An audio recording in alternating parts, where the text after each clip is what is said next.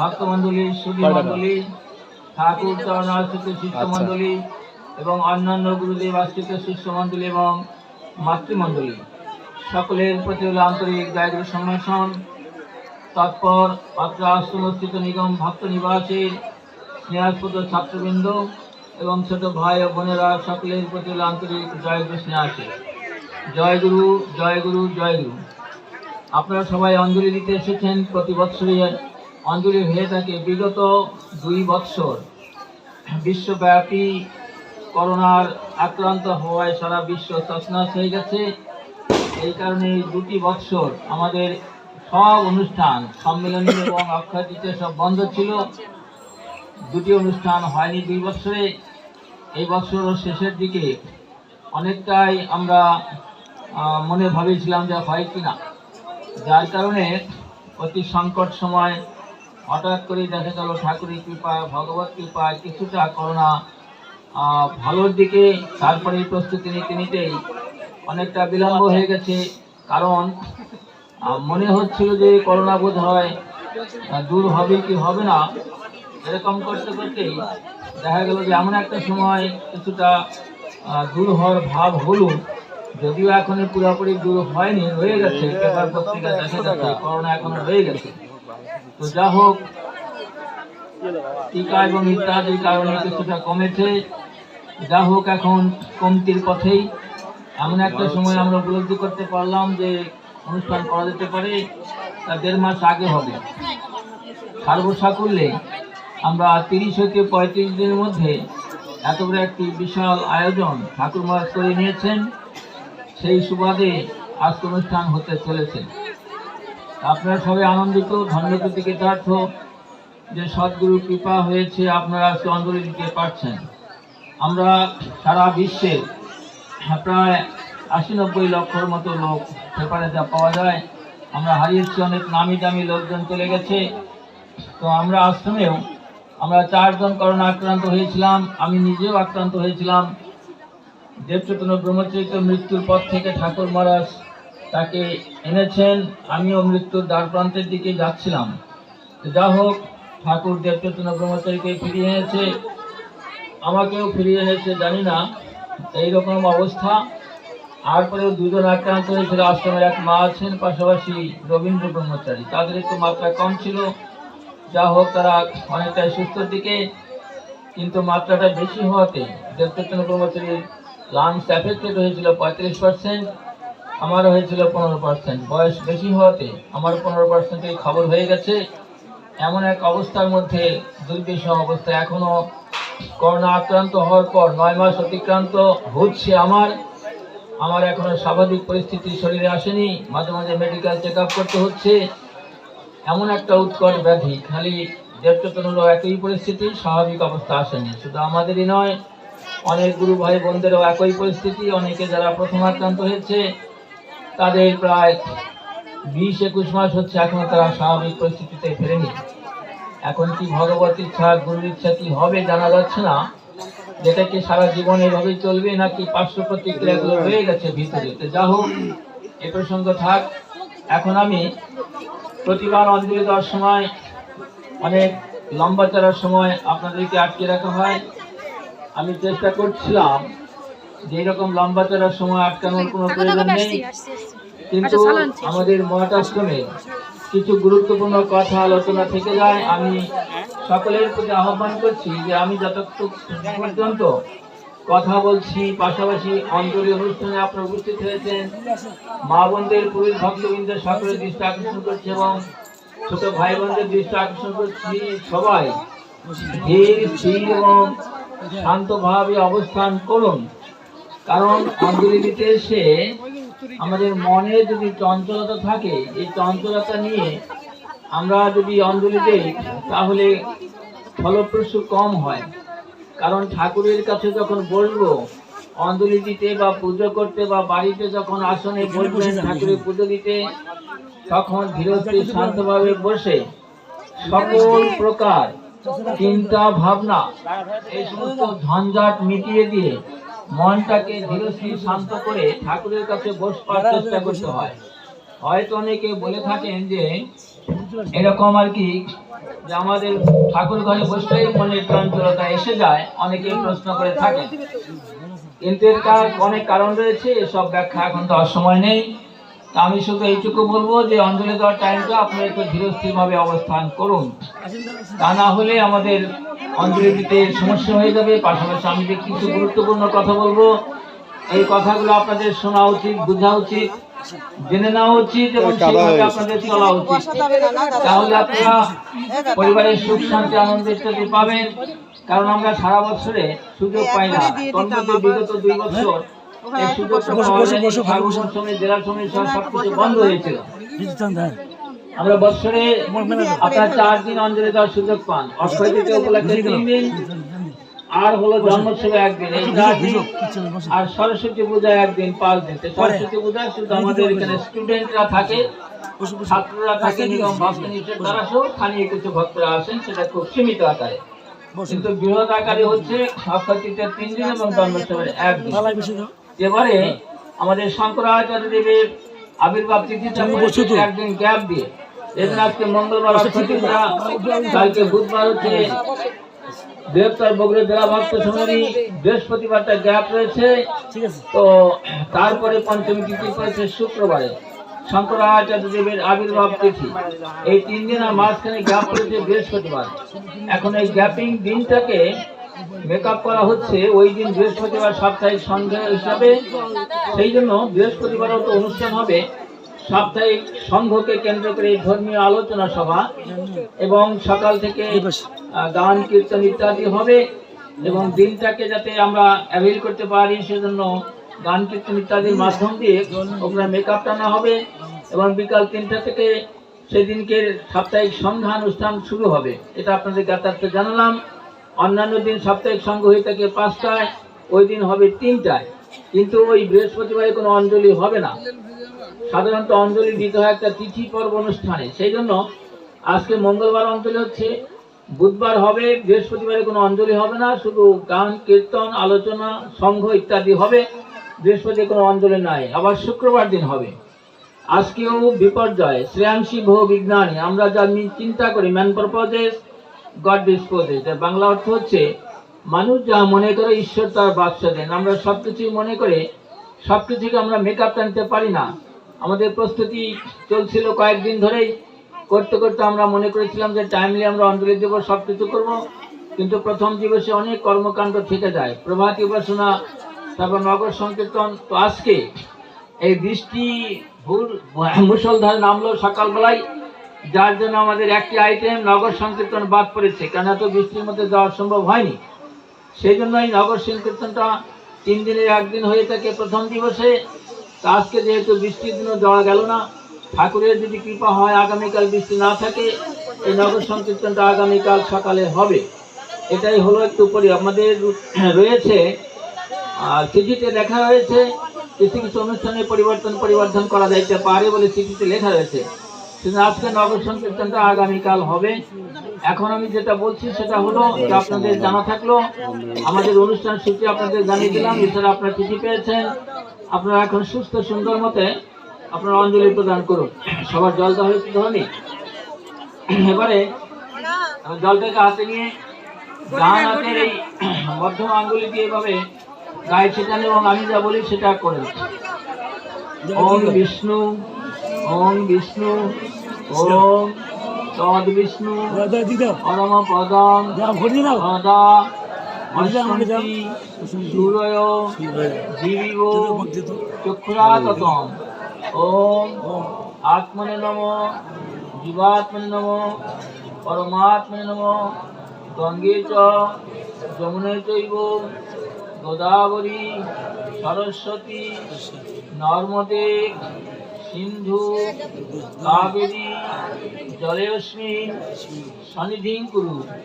কুরুক্ষেত্র দয়া গঙ্গা প্রভাসো পুষ্করাণি চ এতানি তীর্থানেতানি অঞ্জলি কালে ভবন্তিহ।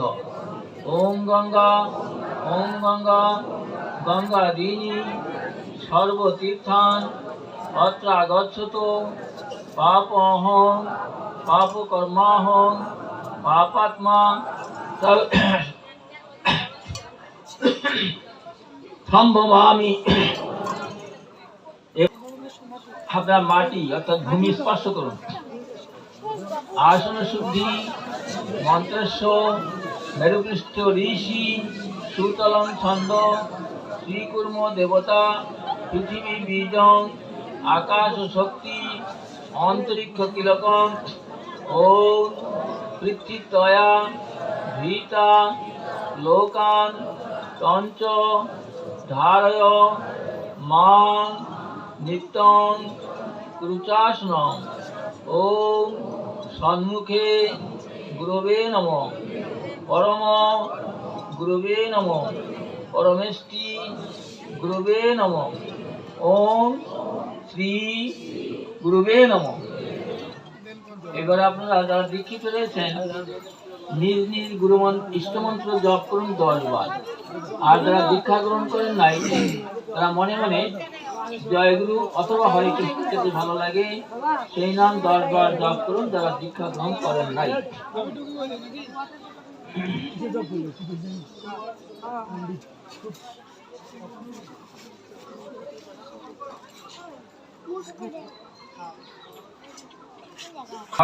দৃষ্টি আকর্ষণ করছি, ফুল দেওয়া শেষ হলে আমাকে জানাবে। ততক্ষণে ফুল দেওয়া শেষ হওয়া অবধি যে কথাটা বলছিলাম, ফুল গ্রহণ করা পর্যন্ত সকলের ফুল দেওয়া হবে। এই সময়টা গ্যাপিং যে টাইমটা থাকে এই টাইমটা কাজে লাগানো বই। দুটো কথা আবারও বলি, আপনারা ধীরস্থির শান্তভাবে অবস্থান করুন, কথাগুলো গুরুত্ব সহকারে শুনুন, হইচই করবেন না। বারবার বলছি ধীরস্থির শান্তভাবে অবস্থান করুন। এই কথাগুলো শুনলে আপনাদের কাজে লাগবে। ঠাকুরেরই কথা, ঠাকুরেরই নির্দেশ। কেবল একবার 4 বার ফুল দিতে হবে এবং নিতে হবে।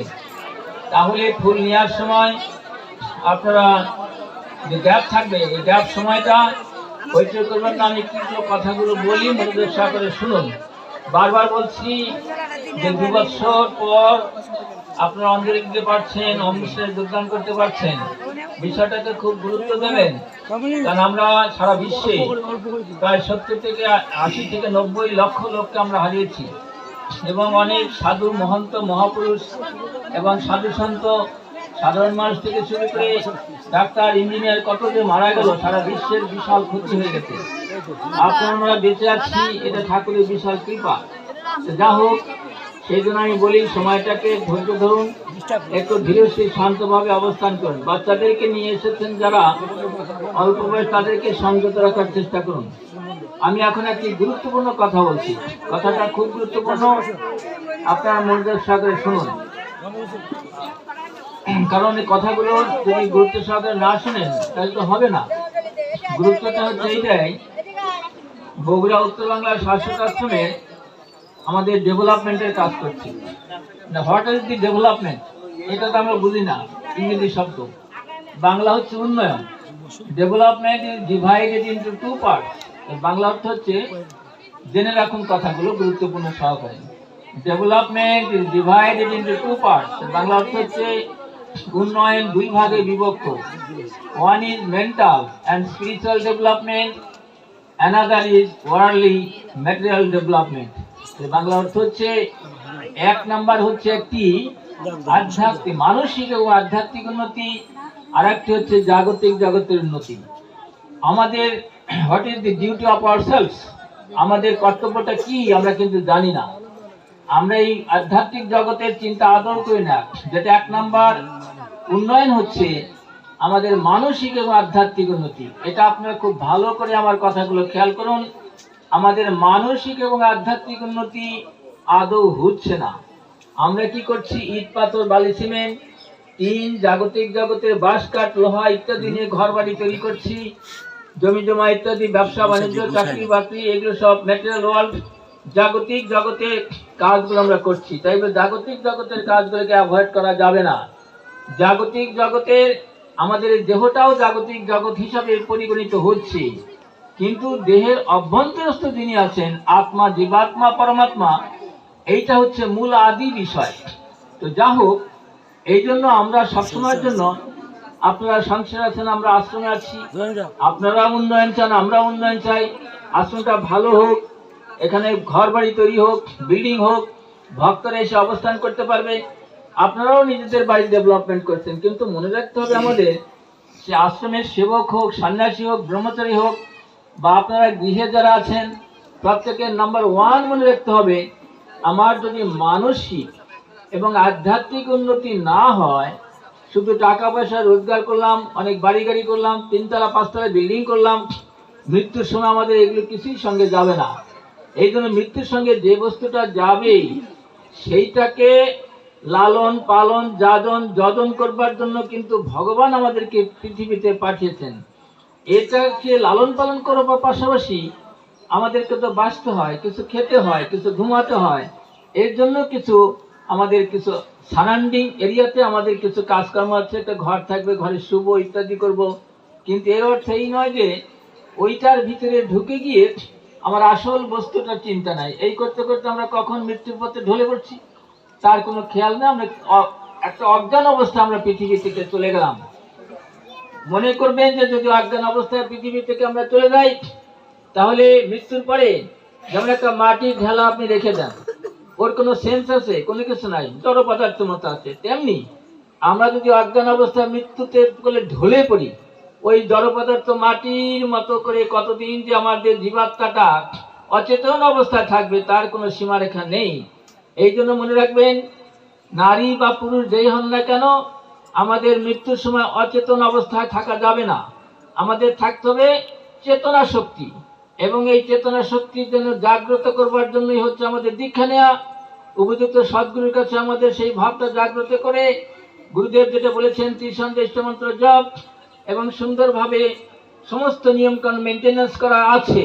কিন্তু আমরা যদি সেইগুলো মেনে না চলি, তাহলে আমরা দীক্ষা নিয়েও কোনো লাভ হবে না। তো সেই জন্য বিষয়টা আমি ফাঁকে ফাঁকে কথাটা বলবো, বৎসরান্তে একবার আসেন অঞ্জলি দেওয়ার জন্য বা অনুষ্ঠানে যোগদান করবার জন্য। তার মধ্যে 2টি বছর অনুষ্ঠান হয়নি এবং অঞ্জলিও পাননি, কথাগুলো শুনতে পাননি।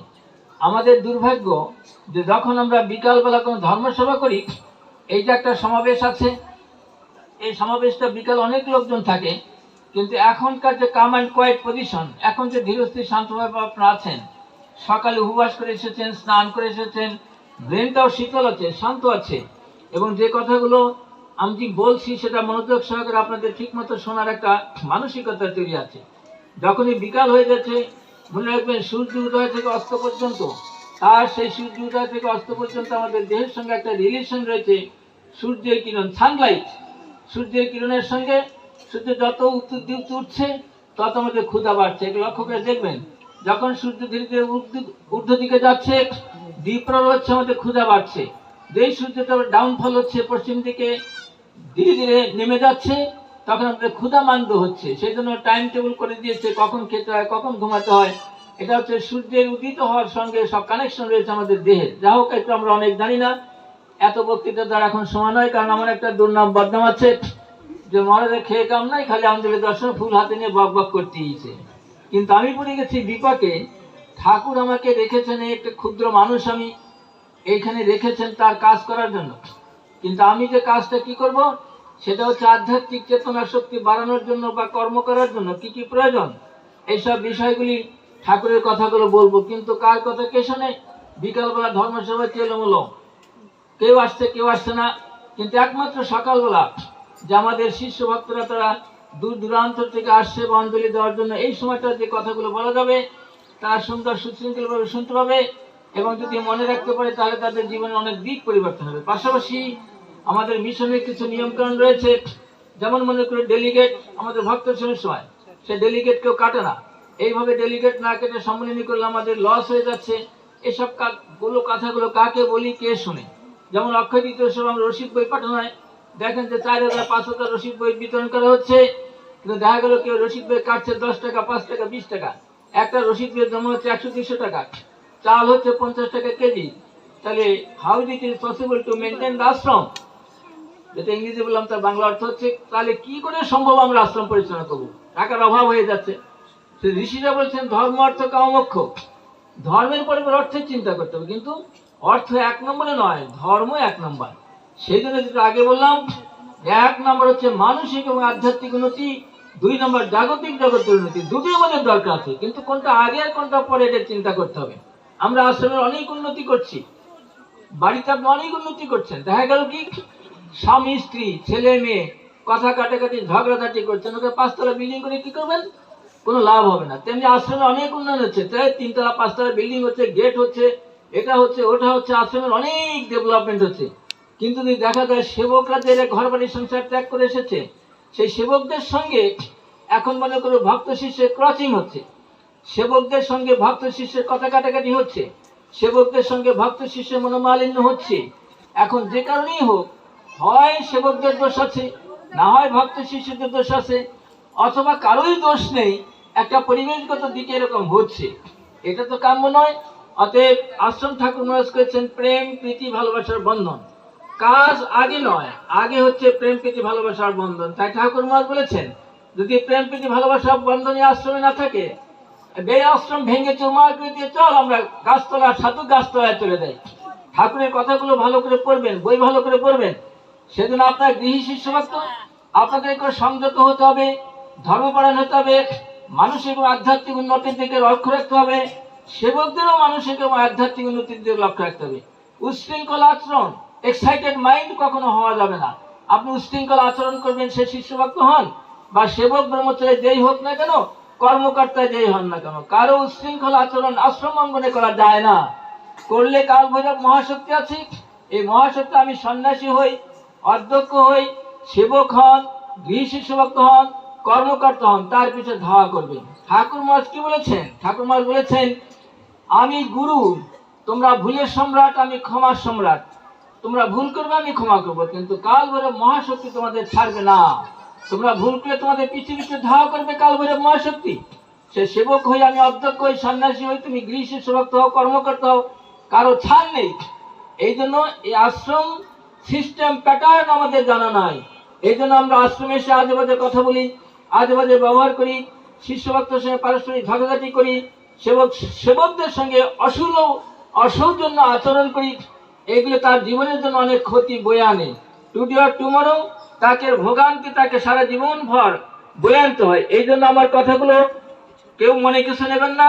অর্থাৎ আমরা যে উন্নয়ন করব, আমরা যে ডেভেলপমেন্ট করবো আশ্রমে, তার আগে পূর্ব শর্ত হচ্ছে আমাদের মানসিকতার উন্নয়ন, আমাদের আধ্যাত্মিক উন্নয়ন। যখন আপনার মানসিকতা আধ্যাত্মিক উন্নতি হবে, টাকা আপনার কাছে চাইতে হবে না। আপনি আশ্রমে দেখে আপনার ভিতরে ঠাকুর অনুপ্রেরণা দেবে যে আমার এই কাজটা করে দেওয়া দরকার, আপনি এমনি একটা কাজ করে দিবেন, টাকা চাইতে হবে না। তার সঠিক এক্সাম্পল সেটিং আপনাদের বুঝিয়ে দিচ্ছে রাজকুমার বিহারী মহোদয়। এই চেলোপাড়া বাড়ি আমি নিজেই মনে করেছিলাম যে এই আশ্রমে আমি নতুন মন্দির দেখে যেতে পারবো না, কারণ এত লক্ষ লক্ষ টাকা কে দেবে। হঠাৎ দেখেন অলৌকিক ভাবে একদিনকে উনি আশ্রমে এসে হাজির, এই শয়ন মন্দিরের সামনে আমাকে বসালো, দুইজনে চেয়ার নিয়ে বসে কথা বলতে উনি চটকে বললেন যে আমি অনুপ্রেরণা পাচ্ছি, কথাগুলো বুঝে নেন, আমি অনুপ্রেরণা পাচ্ছি। তখন এই মন্দিরটা 92-93 বছর হয়েছিল, এই যেটা নতুন করে দিয়েছেন, উনি পরলোকগত হয়েছেন। আমি অনুপ্রেরণা পাচ্ছি ঠাকুরের, এই মন্দিরটা জরাজীর্ণ হয়ে গেছে, আমি করে দেবো। আমিও তো বলিনি, কমিটির কেউ বলেনি, কোনো ভক্ত শিষ্য বলেনি, ঠাকুর ওনার ভিতরে অনুপ্রেরণা দিয়ে কত লক্ষ টাকা খরচ করে উনি মন্দিরটা করে দেন। এরকম জেনে রাখবেন, মন্দির হবে, বিল্ডিং হবে, সবকিছু হবে, কোনো কিছুর অভাব ঠাকুর রাখবেন না। আপনারা আগে দেখেছেন, যারা পুরনো শিষ্য আগে এসেছেন, প্রাচীর ছিল না, কিছুই ছিল না। আস্তে আস্তে ঠাকুর তার আশ্রম তিনি সুন্দর করে সাজিয়ে নিচ্ছেন। এখানে আমার কোনো অহংকার নাই, কর্মকর্তাদের কোনো অহংকার নাই, শিষ্যভক্তের কোনো অহংকার নাই। অহংকার অভিমান কিছুতে না যায়, করুণায় দাস করে রাখো রাঙ্গা পায়। আমরা যদি ঠাকুরের চরণে আনত মস্তিষ্ক, আনত মস্তক এবং ভক্তি শ্রদ্ধা নিয়ে চলতে পারি, ঠাকুরই একাত্মকে ভক্তদের হৃদয়ে তিনি অনুপ্রেরণা, তার কাজ তিনি একাত্মা করে দেবেন। আপনারা আগে দেখেছেন প্রাচীর ছিল না, এটা হয়ে গেল। এই যে নতুন ছাত্রাবাস হলো, অদ্বৈতনাথ বলেছেন যে যখন তোমার প্রাচীর হয়ে যাবে, তখন এই ছাত্রাবাস থেকে নিয়ে যাবে উত্তর দিকে প্রাচীরের ধারে। সেটা হয়ে গেল, তার বাক্য হলো। তারপরে দেখুন ওনার স্মৃতি মন্দিরটা হলো। ওনার প্রাচীর আগে, এই প্রাচীরের জন্য অদ্বৈতনাথ চোখের জল ফেলেছিলেন। সেদিন আমাদের একটা সংকল্প ছিল যে প্রাচীরের জন্য উনি চোখের উপর জল ফেলেছিলেন। ওনার আকাঙ্ক্ষিত প্রাচীর আগে হোক, তারপর ওনার স্মৃতি মন্দির ধরা হবে। হয়ে গেল প্রাচীর, তারপর আবার স্মৃতি মন্দির হয়ে গেল। আবার দেখেন সুন্দর করে নিগম ভবন, পেছনে দোতলা বিল্ডিং, 4 জনের সহযোগিতা একটা দোতলাটা কমপ্লিট হয়ে গেল। সুন্দর একটা গেট ঠাকুর উপহার আপনাদের দিয়ে দিলেন। এসব ঠাকুরই করছেন, পর্যায়ক্রমে আরো চলবে। এইবার আপনারা শুনেন একটা সুখবর। একটু হোক, একটু এইবার বলুন। এবার প্রথমবার নাকি? এবার বলুন, ওম গুরু ব্রহ্মা গুরু বিষ্ণু গুরু দেব মহেশ্বর গুরুরেব পরম ব্রহ্ম তস্मै শ্রী গুরুবে নমঃ। ওম গুরুর মধ্যে স্থিত মাতা, মাতৃ মধ্যে স্থিত গুরু, গুরু মাতৃ নমস্তেস্তু মাতৃগুরু নমাম্যহম। ওম নরাকারো পরম ব্রহ্ম রূপায় অজ্ঞানহারিণে আত্মজ্ঞান প্রদানেন তস্मै শ্রী গুরুবে নমঃ। এতৎ সভক্তি সচন্দন বিল্লপত্র সংযুক্ত প্রেম পুষ্পাঞ্জলি। ওম শ্রী গুরবে নমঃ। ওম শ্রী শ্রী নিগমানন্দায় নমঃ। কোন উলুধ্বনি দেবেন না, একবারে শেষে গিয়ে উলুধ্বনি, জয়ধ্বনি। এই প্রথমবার হলো নিয়ে চলতে হবে। আপনি স্ত্রীর সঙ্গে ব্যবহার করছেন, উচ্ছৃঙ্খল আচরণ করছেন, আপনার স্ত্রীর সঙ্গে খারাপ ব্যবহার করছেন, দুর্ব্যবহার করছেন, এটা কখনোই কাম্য নয়। স্বামী এবং স্ত্রী উভয় জীবনটা থাকবে প্রেম প্রীতি ভালোবাসার বন্ধন। তেমনি স্ত্রী স্বামীকে সেই ভগবত জ্ঞান দেবতার মতো তাকে শ্রদ্ধা করবেন। তাহলে স্ত্রী যদি স্বামীকে দেবতার মতো শ্রদ্ধা করে, আর স্বামী দুর্ব্যবহার কখনোই করতে পারে না। অতএব পারস্পরিক লেনদেন তথা পারস্পরিক প্রেম প্রীতি ভালোবাসা থাকতে হবে। Wife is the best friend of her husband. আবার in other sense husband is the best friend of her wife. এর বাংলা অর্থ হচ্ছে, যত বন্ধু আপনার আছে, সবচেয়ে উত্তম বন্ধু আপনার ঘরে স্ত্রী। আবার স্ত্রীর বান্ধবী আছে অনেক, কিন্তু স্ত্রীর উত্তম বন্ধু হচ্ছে তার স্বামী। এইটা বুঝে নিতে হয়। এই সমস্ত আন্ডারস্ট্যান্ডিং যদি থাকে, তাহলে স্বামী স্ত্রী কখনো ঝগড়াঝাটি কলহ বিবাদ হতে পারে না। এই জন্য ঠাকুর নিগমানন্দ তিনি মহারাষ্ট্র প্রতিষ্ঠিত করে গ্রন্থ লিখেছেন, সাপ্তাহিক সঙ্গের ব্যবস্থাপনা করেছেন, সাধু সন্তকে রেখেছেন, যাতে সাধু সন্তের দ্বারা এই সমস্ত কথাগুলো শুনবেন, জানবেন, উপলব্ধি করবেন, সেইভাবে আপনার লাইফটাকে মেনটেন্যান্স করবেন। তাহলে ভালো থাকবেন, সুস্থ থাকবেন, সুন্দর থাকবেন। মনে রাখবেন, আমি সন্তান চাই, কিন্তু কেমন সন্তান চাই? যেন সে দৈবগুণ সম্পন্ন সন্তান হয়, সে যেন দেশের দেশের কাজে লাগে।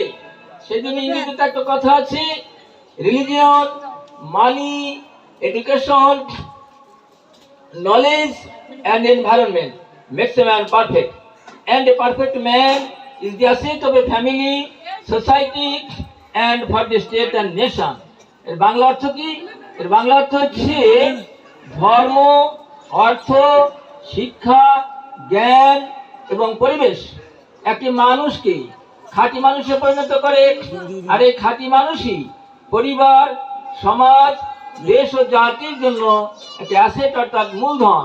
On the basis of thinking of worldly affairs, জাগতিক জগতের চিন্তায় আমাদের অ্যাসেট অর্থাৎ মূলধন কি?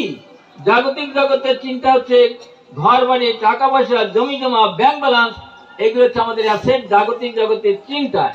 On the basis of thinking of spiritual affairs, আধ্যাত্মিক জগতের চিন্তায় আমাদের মূলধন কি?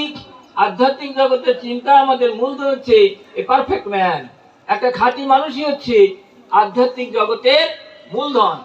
যদি আমরা একটা খাঁটি মানুষ হতে পারি, তাহলে সেই খাঁটি মানুষের দ্বারা তার পরিবার উপকৃত হবে, সমাজ উপকৃত হবে, দেশ ও জাতি অনেক কিছু সে উপহার দিতে পারে। এই জন্য ঠাকুর এই আশ্রম করেছেন। কেন? এটা ম্যান মেকিং সেন্টার, এবং পারফেক্ট ম্যান তৈরির জন্য, খাঁটি মানুষ তৈরির জন্য ঠাকুর মহারাজ আশ্রম করেছেন। সেজন্য ঠাকুর বলেছেন, তোমরা মানুষ হও, দেবতা হও, ঈশ্বর হও, ব্রহ্ম হও। তো এই দেবতার আমরা পূজা করি, কিন্তু সেই দেবতার পূজা যে করছি, শাস্ত্রে কি আছে? দেবভূতা দেবং দদেত, দেবতা হয়ে দেবতার পূজা করেন। তাহলে আপনি কি লক্ষ্মী, সরস্বতী, বিষ্ণু এসব দেবতা হতে পারবেন? তা নয়। অর্থাৎ আপনাকে দৈবগুণ সম্পন্ন হতে হবে, তবেই দেবতার পূজা সঠিক হবে। আপনি আসলেই বৃত্তি মনের ভিতরে যতই ফুল ছিটান এটা দিয়ে কোনো কাজে আসবে না। এই জন্য ঠাকুরের কথাগুলো জানতে হবে, বুঝতে হবে, উপলব্ধি করবেন। এর ফাঁকে এই সময় মনে করছি যে এখন একটু শান্ত পরিবেশ হচ্ছে। এখন একটা গুরুত্বপূর্ণ কথা বলি, এটা আমাদের হয়তো বলবেন যে মহারাষ্ট্র থেকে স্বার্থ নিয়ে কথা বলছে, এটা আমার স্বার্থ নয়, আশ্রমের স্বার্থ। কেন শান্ত পরিবেশে আমার গুরুত্বপূর্ণ কথা বলার দরকার। সেটা হচ্ছে আপনার শুনে আনন্দিত হবেন যে আমাদের আশ্রমাঙ্গনে কোনো প্রসাদ অঙ্গন নাই। পিছনে যে প্রসাদ অঙ্গনটা দেখছেন, এতদিন ধরে কাজ হয়ে আসছিল, মাত্র 200 থেকে 250 লোক কোন রকমের গাদাগাদি করে প্রসাদ নেওয়া হয়। বিগত সম্মেলনের সময় ওই প্রসাদ অঙ্গনে একজন পদপৃষ্ঠ হয়ে মরতে নিয়েছিল। ভিতর দিয়ে যাওয়ার সময় এত রাস ভিড়ে পদপৃষ্ঠ হয়ে মরতে নিয়েছিল, তা কোন রকমের সেবারের সম্মেলনটা পার হয়ে গেছে। তারপরে আমাদের ইচ্ছা ছিল একটা বড় করে প্রসাদ অঙ্গন করার। এটা আমাদের প্রয়াত স্বামী অদ্বৈতেন্দ্র মহারাজ, যার যে সমাধি মন্দির দেখতে পাচ্ছেন, উনি অনেক কষ্ট করেছেন, যাকে এগুলো বলার সময় নেই। তো যাও, উনি অনেক কষ্ট করে এই প্রতিষ্ঠানটা ধরে রেখেছিলেন। ওনাকে ভারত থেকে পাঠানো হয়েছিল সে 47 সালে দেশ বিভাগের সময় এই আশ্রমটা বিক্রি করার জন্য। উনি যখন বিক্রি করতে আসলেন, এই চেলাপাড়াবাসী এবং বগুড়াবাসী কিছু ভক্তবৃন্দ ছিল, তারা আশ্রমটা বিক্রি করতে দেয়নি। বলে আপনি থেকে যান, সবাই তো আর ভারতে যাবে না, আপনি থেকে যান, আপনাকে সহযোগিতা করব। উনি থেকে গেলেন সাহস নিয়ে। তারপর থেকে উনি সেই তদানীন্তন পূর্ব পাকিস্তান, পরবর্তী বাংলাদেশে বহু কষ্ট করে এই আশ্রমটাকে ধরে রেখেছিলেন। তাই এই আশ্রমটাকে ধরে রাখার পরে যখন ভক্ত শিষ্য বার্তা নিল এই প্রসাদ অঙ্গনে আর চলে না, তখন উনি এটা লক্ষ্য করে অনুধাবন করতে পেরেছিলেন যে এই আশ্রমে কতগুলো কাজ তোমরা করবে। 1 নম্বর প্রাচীর, 2 নম্বর হচ্ছে একটা প্রসাদ অঙ্গন, এবং বড় করে প্রসাদ অঙ্গন করবে। মিনিমাম অন্তত পক্ষে 700-800 থেকে 1000 লোক বসতে পারে, এবং সে প্রসাদ অঙ্গন হবে 4 তলা, এবং 4 তলার 1 তলা 2 তলা হবে প্রসাদ গ্রহণের ব্যবস্থাপনা, এবং 3-4 তলা থাকবে ভক্ত নিবাস। আজকে দেখেন আপনারা বাইরে থেকে এসেছেন, এই যে দেখেন কি বৃষ্টি, আমরা যদি টিন শেড দিয়ে বা ত্রিপাল দিয়ে আপনাদের থাকার ব্যবস্থা করলাম। দেখেন যেদিন ত্রিপাল আমরা সেট করেছি, গত পরশু দিন আবার ঝড় হয়ে ত্রিপাল ছিঁড়ে চলে গেল, কতগুলো টাকা নষ্ট হয়ে গেল। ডেকোরেশন তো টাকা ঠিকই নেবে, ত্রিপাল ছিঁড়ে চলে গেল, ডেকোরেশন টাকা তো আরো দেওয়াই লাগবে। গেল সেদিন আবার ডেকোরেশন করে ত্রিপাল সেট করা হলো, টিন কেনা হচ্ছে, টিন লাগানো হচ্ছে, আবার বৃষ্টির জল নিচ দিয়ে ঢুকে গিয়ে আপনার ঘুমাতে পারছেন না। এই জন্য দেখেন এগুলো আমাদের কত দরকার। সেই জন্য ঠাকুর অপার করুণায় সে প্রয়াত স্বামী অদ্বৈত মহারাজের আদেশ ছিল 4 তলা ভিত দিয়ে যেন যখনই হবে, যে কয় বৎসর পরে হোক না কেন, প্রসাদ অঙ্গন করা চাই 4 তলা ভিত দিয়ে। শুনে খুশি হবেন, মহান্ত মহারাজ শ্রীমৎ স্বামী জ্ঞানানন্দ সরস্বতী মহারাজ বাংলাদেশে আসলেন, ওনাকে বিষয়টা জানানো হলো। তখন শ্রীমৎ স্বামী জ্ঞানানন্দ সরস্বতী মহান্ত মহারাজ উনি বললেন ঠিক আছে, আমি একটা প্ল্যান করে দেবো। উনি একাধারে MBBS ডাক্তার ছিলেন, পাশাপাশি খুব প্ল্যানার, এত ভালো প্ল্যান উনি জানতেন, এবং ইঞ্জিনিয়ারিং প্ল্যানগুলো নিজে ড্রয়িং করতেন। তো উনি আবার ড্রয়িং করে 105 ফিট দৈর্ঘ্য, 105 ফিট প্রস্থ, স্কোয়ার সাইজ একটা সুন্দর করে 4 তলা ভিত দিয়ে একটা ফাউন্ডেশন দিয়ে 4 তলা উনি হ্যান্ড স্কেচ একটা পাঠিয়ে দিয়েছেন, বলছে এটা তোমরা এখন ইঞ্জিনিয়ার দিয়ে করো। তো তারপরে আমরা সেটাকে ইঞ্জিনিয়ারকে দিয়েছি। আপনারা শুনে খুশি হবেন, এখানে নিগম ভক্ত নিবাসের যে রয়েছে আমাদের দুলাল ঘোষকে চেনেন, তার শ্যালক আশিস ঘোষ, সেখানে 4 বছর পলিটেকনিকে পাশ করেছেন সিভিল ইঞ্জিনিয়ারিং এ, এবং সে ফার্স্ট ক্লাস পেয়েছে। ছেলেটি খুব ভক্তিমান, ঠাকুরের কাছে দীক্ষিত হয়েছে। সে আবার ঢাকায় গিয়ে বিএসসি ইঞ্জিনিয়ারিং করেছে, 4 বছর বিএসসি ইঞ্জিনিয়ার ফার্স্ট ক্লাস পেয়েছে। সে আমাদের যত ড্রয়িং যা কিছু সব সে করছে বিনা পয়সায়। আমাদের যখন অদ্বৈত মহারাজের এই যে স্মৃতি মন্দিরটা হচ্ছে, এর যাবতীয় ড্রয়িং, এবং সে ঢাকা থেকে এসে, আমি বারবার তাকে পাথেয় দিতে চাইছি, কিন্তু সে পাথেয় খরচ নেন, 1 টাকাও পাথেয় খরচ নিজ খরচে অনেকবার আসা যাওয়া করেছে। এবং এই অদ্বৈত মহাদেব এই মন্দিরকে দেখাশোনা, ড্রয়িং এবং মিস্ত্রিদের সঙ্গে কথাবার্তা, each and everything Ashish Kumar Ghosh engineer করেছে। তৎসঙ্গে আরেকজন ইঞ্জিনিয়ার হচ্ছে আমাদের কৈপাড়া নারায়ণ ভট্টাচার্য, তার যোগ্য সন্তান তন্ময় ভট্টাচার্য, একই সঙ্গে তারা 2 বন্ধু, এও পলিটেকনিক ওই পলিটেকনিক, এও ইঞ্জিনিয়ার বিএসসি ওই ইঞ্জিনিয়ার, 2 জন। তন্ময় ভট্টাচার্য ফার্স্ট ক্লাস পেয়েছে। আমরা অত্যন্ত চরম সৌভাগ্য, আশিস ঘোষ এখানে থেকে লেখাপড়া করেছে আশ্রম থেকে, তন্ময় ভট্টাচার্য তার বাড়ি থেকে করলেও সে আশ্রমের শিষ্য। এই 2 ঠাকুরের শিষ্য ইঞ্জিনিয়ার।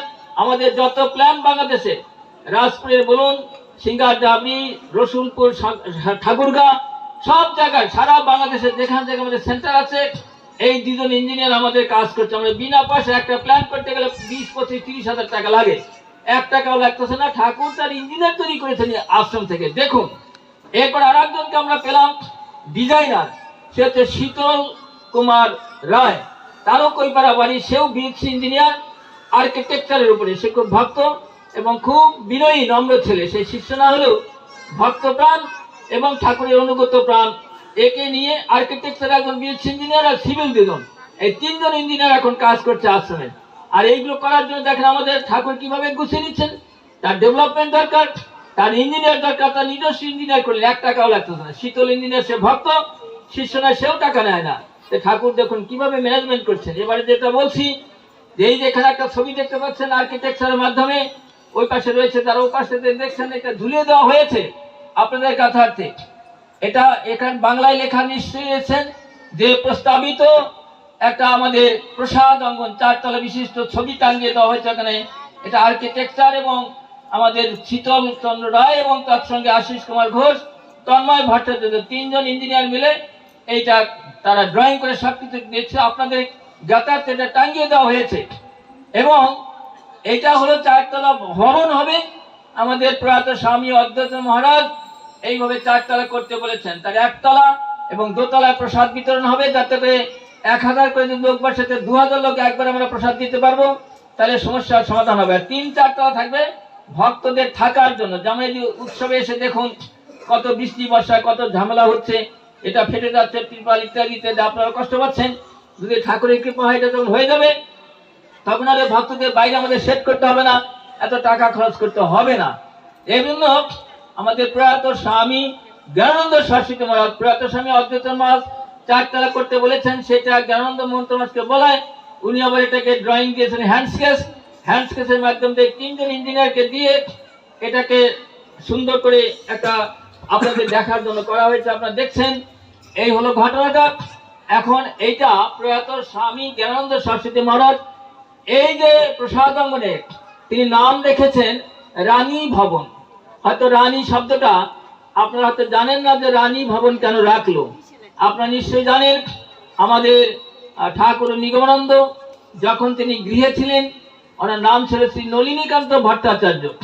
পিতার নাম ভুবনমোহন ভট্টাচার্য, মাতার নাম মানিক সুন্দরী দেবী। এবং উনি যখন বিবাহ করেন, ওনার বিবাহিত স্ত্রীর নাম ছিল সুধাংশু বালা, আর ডাক নাম ছিল রানী। আমাদের নলিনীকান্ত, যিনি পরবর্তীতে নিগমানন্দ হয়েছেন, ঠাকুর এই রানী অর্থাৎ সুধাংশু বালাকে খুবই ভালোবাসতেন এবং আদরের নাম ছিল রানী। ঠাকুর এই রানী বলে ডাকতেন, সুধাংশু বালার খুব কম বলতেন, রানী বলেই বেশি পছন্দ করতেন। এই ডাক নাম রানী ধরে করেই এই নলিনীকান্ত বারবার সেই সুধাংশু বালা না বলে রানী করে ডাকতেন। এটা তার ডাক নাম এবং রানী বলে পরবর্তীতে তার সর্বত্র প্রচারিত হয়। তাই আমাদের প্রসাদ হচ্ছে অন্নপূর্ণা ভান্ডার। মা অন্নপূর্ণা ওইখানে যখন থাকবেন, আমরা মনে করি, আমরা আধ্যাত্মিক on the sense of spiritual line, আধ্যাত্মিক লাইন আমরা মনে করি এইটাকে বলা হয় অন্নপূর্ণা ভান্ডার। সেখানে রান্না করবে মা অন্নপূর্ণা, প্রসাদ বিতরণ করবে মা অন্নপূর্ণা, প্রসাদ খাওয়াবেন মা। তারই প্রতিনিধি হিসেবে আমরা রান্না করব, মা অন্নপূর্ণার প্রতিনিধি হিসেবে আমরা তরকারি বানাবো, মা অন্নপূর্ণার প্রতিনিধি হিসেবে আমরা পরিবেশন করব। এই জন্য মায়ের কাজ এটা, এটা পুরুষের কাজ নয়। কিন্তু আমরা পুরুষের কাজ করছি, ওখানে আমরা মেয়েরাও কাজ করছি, কিন্তু মায়ের শক্তির দ্বারা অন্নপূর্ণা চলেন। তাই ওইখানে মা সুধাংশু বালা ডাকনাম রানী, তিনি আমাদের অন্নপূর্ণা রূপে এই আমাদের প্রসাদ অঙ্গনে তিনি সব দেখভাল করবেন। এটা হচ্ছে আধ্যাত্মিক সেন্স। এই জন্য প্রয়াত স্বামী জ্ঞানানন্দ সরস্বতী মহারাজ এইটা মা সুধাংশু বালা ডাকনাম রানী, সেটাকে কেন্দ্র করে রানী ভবন নাম দিয়েছেন। আপনারা দেখছেন ওখানে লেখা আছে যে প্রস্তাবিত প্রসাদ অঙ্গন এবং রানী ভবন এবং উত্তর বাংলা শাশ্বত অঞ্চল বগুড়া, ওখানে লেখা আছে। যারা ওপাশে আছেন তারা দেখতেই পাচ্ছেন যে উত্তর বাংলা শাশ্বত আশ্রমে রানী ভবন নামে এই 4 তলা বিশিষ্ট প্রসাদ অঙ্গন হতে যাচ্ছে। আজকে শুভ অক্ষয় তৃতীয়া তিথিতে আমরা এটা আপনাদের দেখাতে পেরে আনন্দিত। তো যাই হোক, আপনারা এই প্রসাদ অঙ্গন 4 তলা কমপ্লিট করতে আমরা এই 3 জন ইঞ্জিনিয়ারের মাধ্যমে আমরা এস্টিমেট করেছি 10 কোটি টাকা লাগবে। এইটা কমপ্লিট করতে একেবারে ground floor, first floor, second floor, third floor 4 তলা কমপ্লিট করতে আমরা এস্টিমেট করেছি 10 কোটি টাকার প্রয়োজন। তন্মধ্যে প্রথমে 4 তলা ভিত দিয়ে 1 তলা হবে, এটার জন্য লাগবে 2,87,00,000 টাকা, প্রায় নিয়ার অ্যাবাউট 3 কোটি টাকা। আমরা তো একবারে পারবো না, এটা আমরা চেষ্টা করব যে 4 তলার ভিত দিয়ে 1 তলাটা আগে ধরো একটা 3 কোটি, 2,87,000 মানে নিয়ার অ্যাবাউট 3 কোটি টাকা প্রজেক্ট। এই প্রজেক্টটা কমপ্লিট হলে নেক্সট সেকেন্ড প্রজেক্ট, দ্বিতীয় তলা, নেক্সট থার্ড প্রজেক্ট, তৃতীয় তলা, নেক্সট হচ্ছে আমাদের চতুর্থ তলা, অল কমপ্লিট করলে 10 কোটি টাকা লাগবে। এখন কথা হলো এটাই, আপনার শীর্ষ ভক্তগণ জেনে গেলেন, যেমন রাজকুমার বিহারের মধ্যে একা একটা মন্দির করে দিলেন, ঠাকুর কখন কাকে নিয়ে আসবেন এটা আমরা জানি না। এমন সহৃদয় দাতা নিয়ে আসলো যে তার দ্বারা অনেকটাই কিছু হয়ে গেল। কেউ হয়তো দেখা গেল 1 কোটি টাকা দিয়ে দিল, কেউ হয়তো 50 লক্ষ দিয়ে দিল। একদম এরকম করতে গেলে যার মন আছে তার ধন নাই, যার ধন আছে তার মন নাই। কিন্তু ঠাকুর এমন করতে নিয়ে আসবেন যার মনও আছে, ধন আছে। আপনারা তো হতাশ হবেন না যে কি করে 10 কোটি টাকা আসবে, কি করে হবে। আমাদের কথা হলো, আমরা অদ্বৈতবাদের আদেশ, জ্ঞানানন্দ মন্ত্রমাদের আদেশ পালন করার স্বার্থে আমরা করে রেখে যাব। আমাদের জীবতার সাথে 4 তলা আমরা দেখে যাব, তার কোনো মানে নেই। যেমন অদ্বৈত মহারাজ প্রাচীরের প্ল্যানটা পাস করে তার 1.5 বছর পরে উনি চলে গেছেন, 35 বছর পরে প্রাচীর হলো। পাশাপাশি অদ্বৈত মহারাজ বলেছিলেন ভক্তদের থাকার জন্য 4 তলা ফাউন্ডেশন দিয়ে নিগম ভবন তৈরি করবে, এবং সেই নিগম ভবন পিছনে দেখেন 4 তলা ফাউন্ডেশন দিয়ে 8 বছর আগে মাত্র 5টা রুম হয়েছে, ওখানে হবে 40টা রুম। ওখানে 40টা রুম হয়ে গেলে যে ভক্তরা বাইরে আপনারা কষ্ট করছেন, আপনাদের কষ্ট করতে হবে না। কিন্তু আমরা 8 বছর পর্যন্ত চেষ্টা করে মাত্র 5টা, আর এইবার 4 জন ভক্ত উপরে দোতলা 5টা রুম করে দিয়েছে। তাহলে 10টা রুম করতে আমাদের 9 বছর চলে গেল। তাহলে আমাদের জীবনে হয়তো বাকিটা নাও দেখতে পারি, কিন্তু আমরা শুরু করে দিয়ে যাই।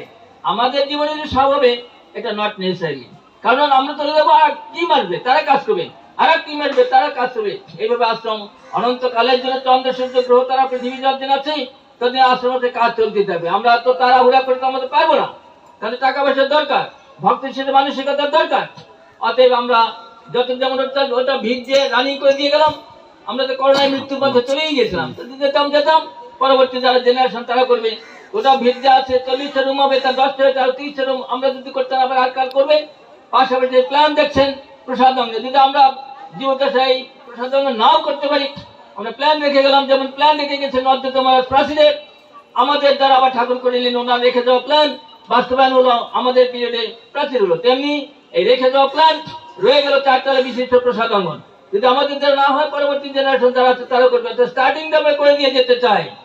এই জন্য আমি আপনাদের যারা শিষ্য ভক্ত আছেন, মা বোনেরা আছেন, সবাই উদার হস্তে দান করবেন। যার কোটি কোটি টাকা আছে সে 1 কোটি টাকা দিয়ে দেবেন, এটা কোনো ব্যাপার হলো?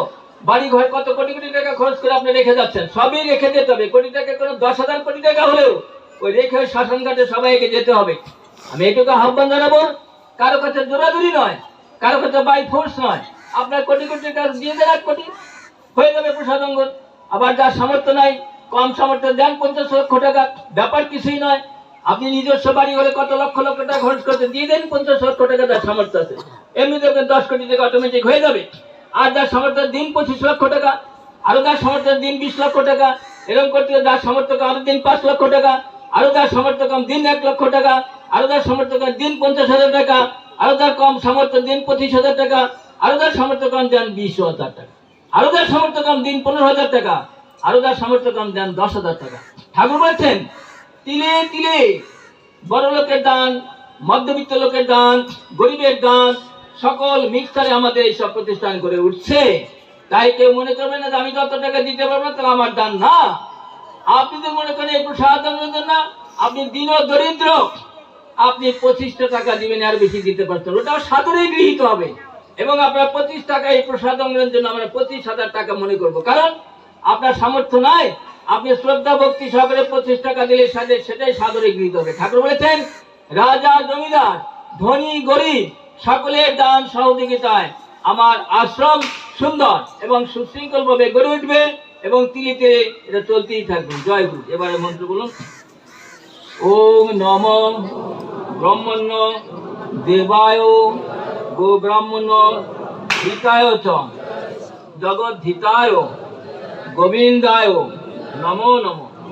এতৎ স্বভক্তি সচন্দন বিল্লপত্র সংযুক্ত প্রেম পুষ্পাঞ্জলি। ওম ঐং হ্রিং কৃষ্ণায় গোপীজন বল্লভায় গোবিন্দায় নমো নমঃ। কেউ বিরক্ত হবেন না, কারণ এটা ঠাকুরের কাজ। দেখুন, আপনারা বেঁচে আছেন, আমরা বেঁচে আছি, আপনারা কত কষ্ট করছেন, আপনাদেরকে ঠিক মতো আমরা প্রসাদ। ওম গুরুর মধ্যে স্থিত মাতা, মাতৃ মধ্যে স্থিত গুরু, গুরুর মধ্যে স্থিত মাতা, মাতৃ মধ্যে স্থিত গুরু, গুরু মাতৃ নমস্তে অস্তু, মাতৃ গুরু নমাম্যহম। ওম সর্ব মঙ্গল মঙ্গলে শিবে সর্বার্থ সাধিকে শরণ্যে ত্র্যম্বকে গৌরী নারায়ণী নমস্তুতে। ওম শরণাগত দীনার্ত পরিত্রাণ পরায়ণে সর্বস্বার্থী হরে দেবী নারায়ণী নমস্তুতে। ওম জবা কুসুম সংকাশং কাশ্যপেয়ং মহাদূতিং অন্তরিং সর্বপাপগ্ন প্রণতস্মি দিবাকর। ওম নমঃ শিবায় শান্তায় কারণ জয় হেতবে নিবেদয়ামি চাত্মনং সংগতি পরমেশ্বর। এতৎ সভক্তি সচন্দন বিল্লপত্র সংযুক্ত প্রেম পুষ্পাঞ্জলি। ওম ঐং হ্রিং ক্লিং ক্রিং স্ত্রিং গুরু শক্তি ভো নমঃ। আর একবার তালি হয়ে যাবে। আমি যে কথাটা বলছিলাম যে আমাদের ধীরস্থিরতা মানব জীবনের জন্য অত্যন্ত জরুরি প্রয়োজন। আপনারা সকালে ঘুম থেকে উঠে স্নান করে, নারী বা পুরুষ যেই হন না কেন, স্নানাদি সেরে ঠাকুর ঘরে বসে ধীরস্থির শান্তভাবে জপ করবেন, ধ্যান করবেন, তারপর গীতা একটু পড়বেন, দিদিকে অঞ্জলি দিতে যান, সরস্বতী পূজা অঞ্জলি দিতে যান। কতগুলো ভালো করে শুনুন। যেখানে অঞ্জলি দিতে যাবেন কিছু প্রণামী দিতে হয়। অঞ্জলি দেওয়ার পর সরস্বতী পূজা অঞ্জলি দিলেন, কিছু সেখানে প্রণামী দিতে হয়। দুর্গা মায়ের সময় অষ্টমী তিথিতে অঞ্জলি দেন, সেখানে প্রণামী দিতে হয়। আজকে যে আপনারা অঞ্জলি দিলেন, এরপরে আপনারা দুটো লাইনে আসবেন। একদিকে পুরুষরা অক্ষয় তৃতীয়া তিথি। এই তিথির বৈশিষ্ট্যটা কি? আমাদের সত্য ত্রেতা দ্বাপর চারটা যুগ, সত্য যুগোৎপত্তি তিথি। এই সত্য যুগ শুরু হয়েছিল এই অক্ষয় তৃতীয়া তিথিতে। সেদিন এটাকে বলা হয় সত্য যুগোৎপত্তি তিথি। এই তিথিতে চোখের জলে ঠাকুরের কাছে যে যা প্রার্থনা করবেন, যদি প্রার্থনা মতো প্রার্থনা চোখের জল যদি অন্তরস্থল থেকে ঝরে, তাহলে প্রার্থনা অবশ্যই খাঁটি হবে এবং সুন্দর করে তার ফলও আপনারা পাবেন। সেজন্য আজকের দিনটাকে পরিচয় করবেন না, ধীরস্থির ভাবে চলুন। এবং যদি কেউ মনে করেন মন্দিরে বসে গিয়ে, আমাদের নাট মন্দির আছে, বসে গিয়ে কিছুক্ষণ জপ করবেন, এই জপের ফলটা যথেষ্ট আছে আজকের এই শুভ অক্ষয় তৃতীয়া তিথিতে। সেখানে যাবেন, আজকে হোম যজ্ঞ করা হয়েছে, সেখানে গিয়ে একটু প্রণাম করবেন, প্রণামী বাক্সে প্রণামী দিবেন, অর্থাৎ দু জায়গায় প্রণামী দেবেন। এখানে অঞ্জলি দেওয়ার জন্য প্রণামী থালা দিয়ে দেবেন, আর মন্দিরে গিয়ে সেখানে প্রণামী বাক্স আছে, সেখানে কিছু প্রণামী দেবেন, সেখানে চরণামৃত নেবেন এবং হোমের টিকা নেবেন। পাশাপাশি এখানে শুধু প্রণাম করে আপনার প্রণামী টাকা দিয়ে আপনার ভিতরে যে কাজটা করবেন। তারপর আপনাদের বাল্যপ্রসাদ রেডি করা আছে, বাল্যপ্রসাদ নিয়ে আপনার আশ্রমে অবস্থান করুন। আপনার 1টা থেকে আমাদের মধ্যাহ্ন প্রসাদ দেওয়া শুরু হবে, তখন প্রসাদ পেয়ে যাবেন। আর যদি শহরে কেউ থেকে থাকেন, তাহলে বাড়িতে কোনো কাজ থাকে, কাজ সেরে আবার 1টা বা 1:30টার মধ্যে চলে আসবেন মধ্যাহ্ন প্রসাদ নিতে। এবারে বলুন শেষবার, ওম আবাহনং ন জানামি নৈব জানামি পূজনম পূজা মন্ত্রং ন জানামি ক্ষমস্ব পরমেশ্বর। ওম মন্ত্রহীনং ক্রিয়াহীনং ভক্তিহীনং জনার্দন যৎ পূজিতং ময়া দেব পরিপূর্ণং তথাই মে। ওম জনম ধর্মং ন চ মে প্রবৃত্তি জনম ধর্মং ন চ মে নিবৃত্তি। দয়া ঋষিকেশ হৃদিস্থিতেন যথা নিযুক্তস্মি তথা করোমি। তমেব মাতা চ পিতা তমেব তমেব বন্ধুশ্চ সখা তমেব তমেব বিদ্যা দ্রবিণং তমেব তমেব সর্বং মম দেব দেব। এতৎ সভক্তি সচন্দন বিল্লপত্র সংযুক্ত প্রেম পুষ্পাঞ্জলি। ওম ঐং হ্রিং ক্রিং ক্রিং সর্বেভ্যো দেবেভ্যো সর্বাভ্যো দেবীভ্যো নমো নমঃ। জয় জয় শ্রী গুরু প্রমাণ।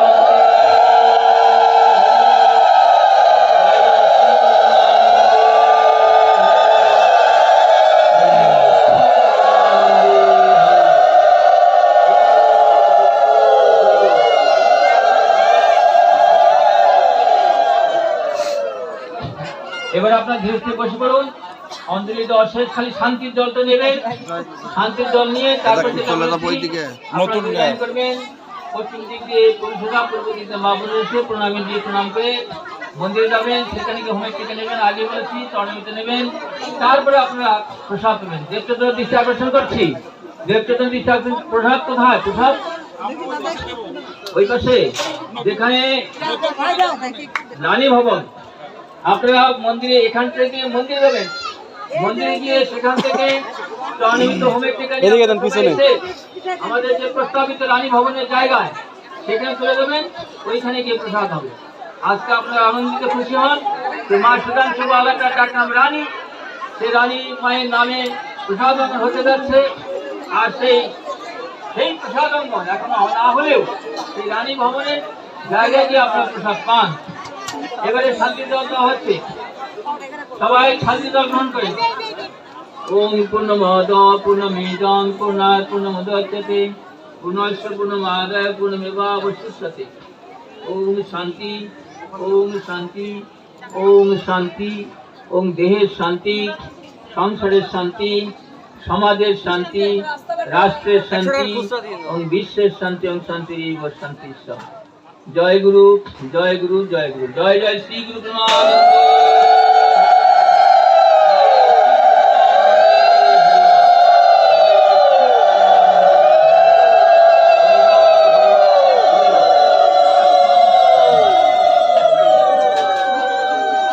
জয় গুরু জয় গুরু জয় গুরু। আজকের মতো অঞ্জলি প্রদান এখানে শেষ। আপনি যা বলেছি সেই আগে অপেক্ষা করুন। এই যে ধরণী চেতন ব্রহ্মচারী চারদিকে শান্তি জল নিচ্ছে, একটু অপেক্ষা করুন। শান্তির জলটা গায়ে পড়ুক। এই শান্তির জলটা গায়ে পড়ার পরে আপনারা উঠুন। আর যাদের পড়েছে তারা উঠতে পারেন, কিন্তু এসে